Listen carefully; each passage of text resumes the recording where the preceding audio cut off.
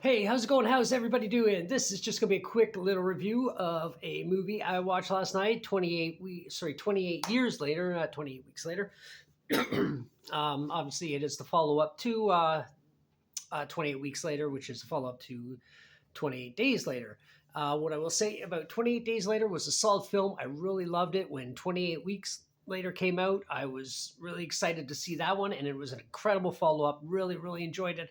So when I heard about when 28 weeks later, or sorry, 28 years later rather, was coming out, I didn't go see it in the theater. I was waiting for it to be streaming somewhere, and I saw it. Oh, finally, it's on Crave. So I was like, yes, now I can watch it. And I watched it, and was it a good follow up? No. I'm not going to lie. I thought the movie was not very good. It didn't really seem to have a whole lot to do with the other two films. There will be a couple spoilers in this video just to let you know. If you want to subscribe, you can let me know you subscribe just by, hi Lemmy, just by subscribing, and I'll see that I got another subscriber. That'd be outstanding. But anyway, that being said, so oh fuck, I thought there'd be enough light in this room that it was not going to go dark light, dark light. But anyway, fuck it, whatever. But yeah, I was really excited to see this. I was cat hair everywhere. And let me stop. You're shaking the camera. Come here. Come up here. Come up on this side. No, you're just going to keep shaking the camera.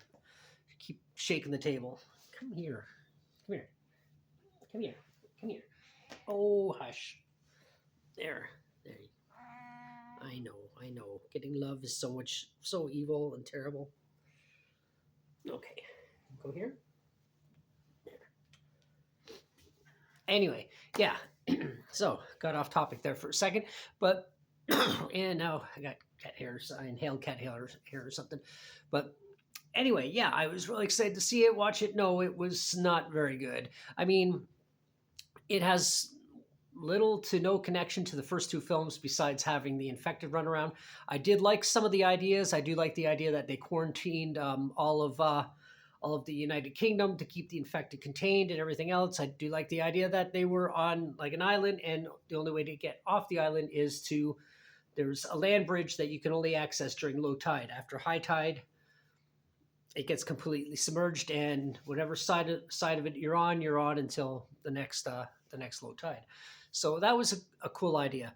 Now the movie starts off. You have, I think it was taking place around 28 weeks later, 28 days later, around that time, and you have a kid in his home or whatever. His mom gets killed. He runs to the church, and his father, who is I guess a minister or something, or maybe he was just a minister. He was calling him father or dad or something. I can't remember now exactly, but anyway, he goes there and he gives his whatever, I think it was a cross or something. Yeah, it was his cross, and says, "Keep this with you." And then the father ends up getting killed, and I guess the kid survives. And then it skips ahead to present day, where that's where we find ourselves on the island with not Rick Grimes and Coral, but you have some discount versions, but they weren't bad characters, and the acting in this was actually pretty decent. It was, and it had a pretty solid cast too. I will say that. But anyway, the idea is that he wants to teach his son how to kill the infected. It sounds a little familiar, like Rick Grimes and Carl. But anyway, so they go off the island. The kid's scared. They don't have guns, obviously. There's no bullets left. They're using bow and arrows that I guess they made themselves and never seem to run out of arrows. But they go on the island. The kid's nervous. He kills one, and then he kind of screws up and keeps missing or something. Anyway, at the end of the day, they end up going back, or after everything is said and done, they go back, and the father talks about his son, how he's a hero, and he did really amazing, and all this and that. So they have a sick, the mother, the kid's like, his name's Spike. That's it. Spike's mom is sick, and they don't know what to do with her. They don't know what's wrong with her. And so it turns out there was a doctor on the mainland that they knew, but they thought he went nuts because he was just seen killing bodies or burning bodies like it was no big deal. So they all left. They're like, I'm having none of this. And then they all fucked off and went to where they went to their little walled in community, very Walking Deadish. But anyway, yeah, it was like if you took The Last of Me, or Last of Us rather, Walking Dead, and put it together, and they sat at a table and said, "That is a really good idea." And then they didn't come up with any good ideas except for one or two things. But anyway, that's sort of how I describe it. But so the kid takes his mother. He wants to go to the mainland, see what's wrong with his mother because he's all upset. There's a doctor there. Why didn't we do this? The father tells him the story about how the doctor was out of his mind, and they just laugh because they thought he was just killing people. So they go and they meet some soldier guy who's from Sweden or something, and he's basically a throwaway character. First, I thought maybe he was the kid from the beginning, but I don't think he is. I don't remember. I didn't take the name. I don't remember the names. I didn't make any notes. I'm just doing this from memory. But anyway, this big giant infected, they get stuck on a train. A kid, and there's an infected there who's pregnant and gives birth, and the baby's not sick. It's just fine, which is makes no sense to me. But they're still sharing the same blood, so anyway, the soldier's there and he gets killed by this monster that's also very much like the Predator, that it pulls your head off, the skull out, and the spine and everything. And yet it's still not that exciting. Like, it's not even a scary movie. I'm not gonna lie. It's supposed to be a horror movie. It's not scary. It's more action, if anything. But anyway, he ends up dying. They run. They find the doctor, or the doctor finds them rather, because the big scary uh, infected is coming after them, and he's big. He kind of looks like, imagine if someone took Jason Momoa and made him ugly. Just to be honest, because I joked with Tracy, I go, "Oh, it looks an ugly version of that guy you like," and that every other woman on the planet seems to like too. But anyway, the doctor saves him, puts the creature to sleep. I don't know why they don't just kill it, but it's infected. Why are you letting him live? They just let him go to sleep, and then they run and they go to this place where he's got these towers of skulls and bones and everything, which to me would be a red flag, but he's actually pretty cool, like nice. He's actually nice, and he does a little bit of a physical on the mother. It turns out she has cancer and she's not going to live very long. So they drug the kid so he's not freaking out, and then decide, okay, well, you have cancer, you're not going to live very long, but you're still alive. But then they decide, like, no problem, but let's just kill her now. You can die now. Like, I get it, maybe they don't want to go through the pain and the horrors of being sick with no medical help, like chemo and other things you could get at a hospital. But I don't know, it just didn't make a lot of sense. Where just right there, spur of the moment. Did I say spur of the moment? I hope I said spur. I might have said sperm. I don't know, but spur of the moment. Okay, well, we'll just go over here and I'll kill you. And then after that, he gives the mother's skull to the kid, just sits it in front of him, and, oh, now you go find a place on the wall on this to put your mom's head.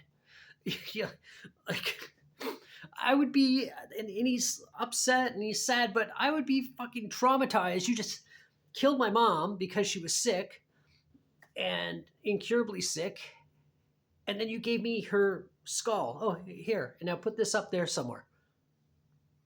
So anyway, skip ahead. The kid leaves. He's wandering around. I don't know really. I can't remember what he's doing. Why he didn't stay with the doctor or whatever.